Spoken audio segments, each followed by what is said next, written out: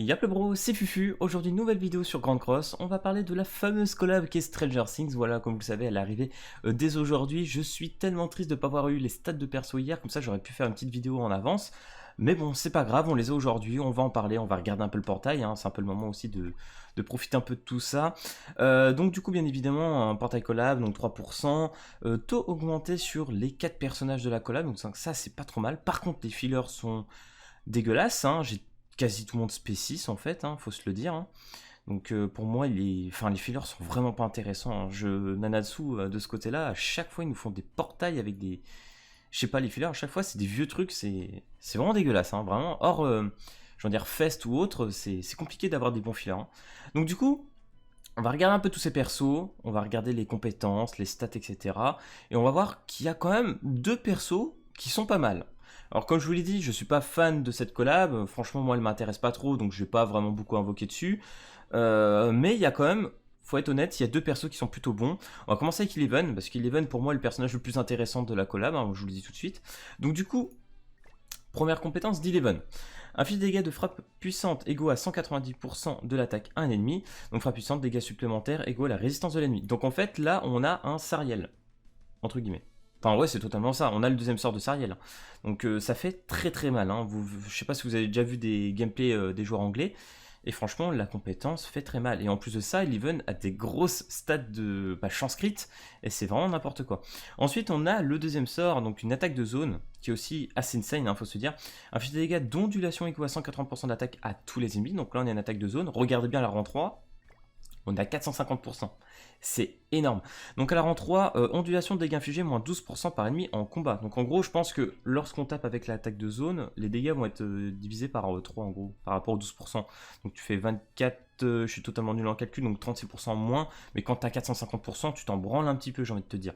Mais vous allez voir par la suite, franchement, ça c'est comblé et les dégâts sont juste immenses. Hein. J'ai vu les dégâts, c'est n'importe quoi en no stuff. Du coup, Ultimate. Inflige dégâts égaux à 520% de l'attaque à un ennemi et restaure 40% de dégâts infligés en PV à tous les alliés. Voilà, c'est fort. Il n'y a rien à dire sur le perso, vraiment, c'est nimp. Hein. 520% de dégâts, c'est déjà pas mal.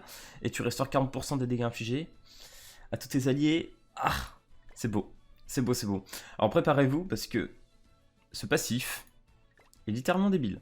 Augmente de 40% les dégâts causés aux ennemis par le héros.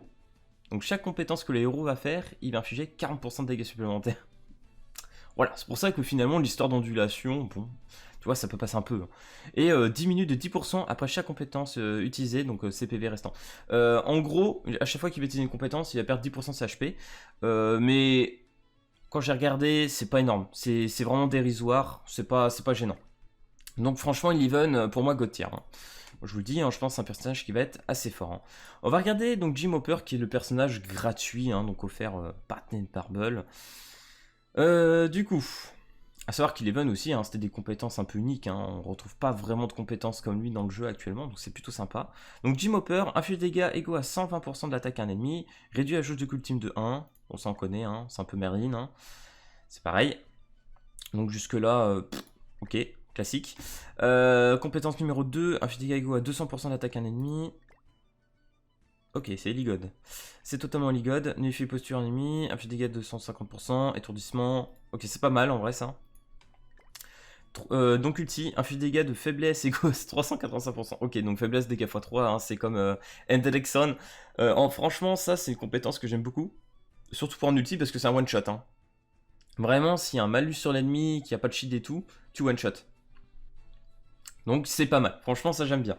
Ok, passif, qui me semble qui est assez cheaté.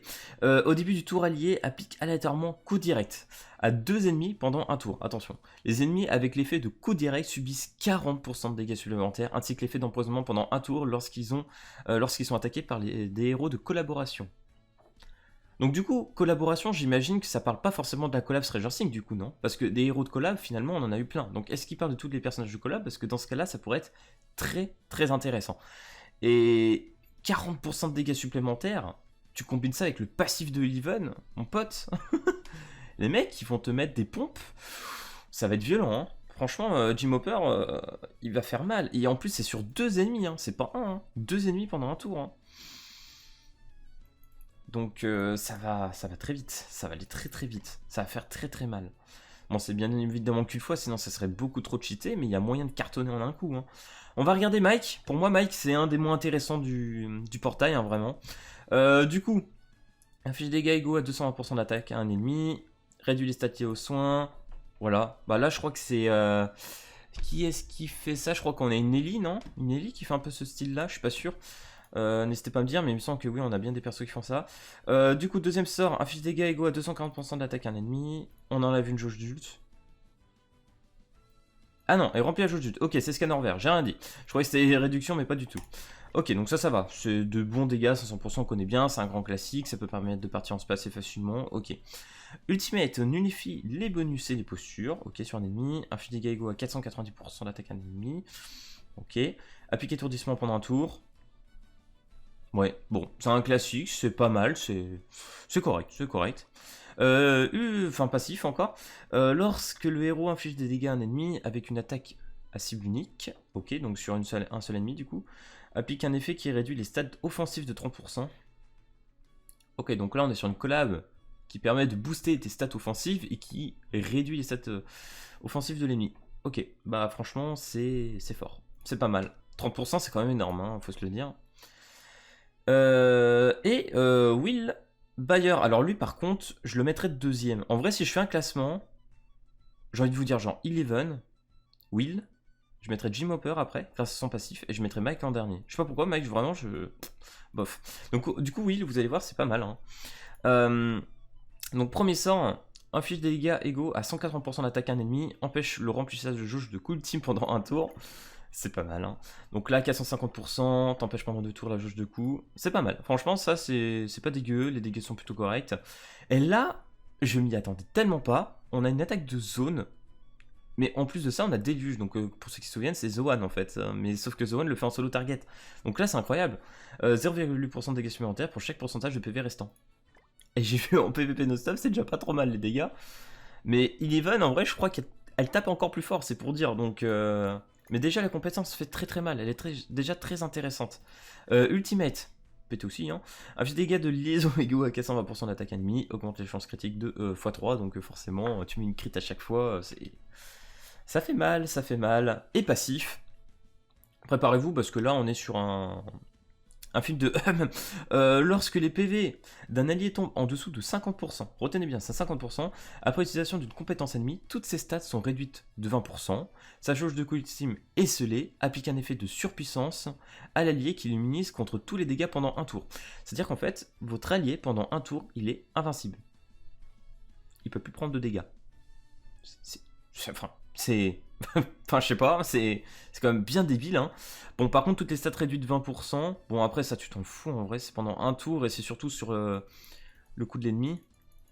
Mais t'es invincible, quoi. Donc c'est ouf, c'est-à-dire que le mec, s'il veut enchaîner 3 attaques sur ton perso, il te met une attaque en dessous de 50%, les 2 autres attaques, elles vont jamais passer, quoi. Enfin, faut voir une game, exactement. Mais vu comme ça a l'air quand même vraiment pas mal, hein. Sa jauge de coup ultime est scellée. Ouais, forcément.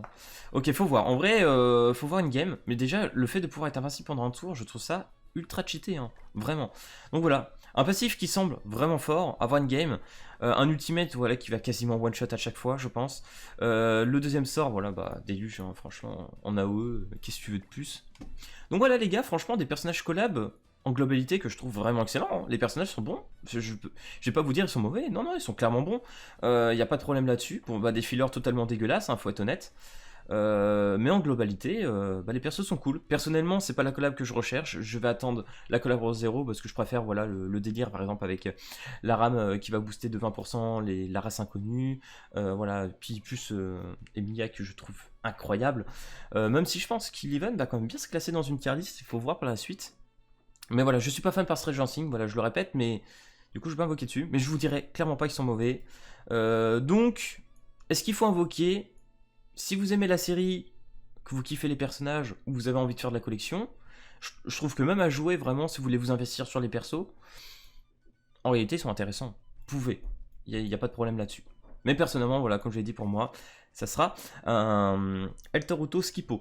Donc voilà, j'espère que cette petite vidéo analyse des persos vous aura plu. Si c'est le cas, n'hésite pas à lâcher le petit pouce bleu et à t'abonner. Et puis moi, je te dis à plus à la prochaine vidéo. Allez, peace tout le monde. Bon, petit bonus pour fin de vidéo, multi du désespoir. C'est vrai que j'y avais pas pensé, mais une petite multi du désespoir, ça peut être marrant quand même. Si jamais on en drop un au passage, ça peut être toujours drôle. Skipelouge. Ah, je crois que c'est un échec, les gars. Oh, égalité, ok. Ça pourrait être sympa, hein. Franchement, si j'en drop un, en dehors du personnage gratuit, bien évidemment, ça pourrait être... Ah, non, tiré bleu. Bon, bah, dommage. Nous aurons essayé. Malheureusement, ça se soldera sur un échec. Ok.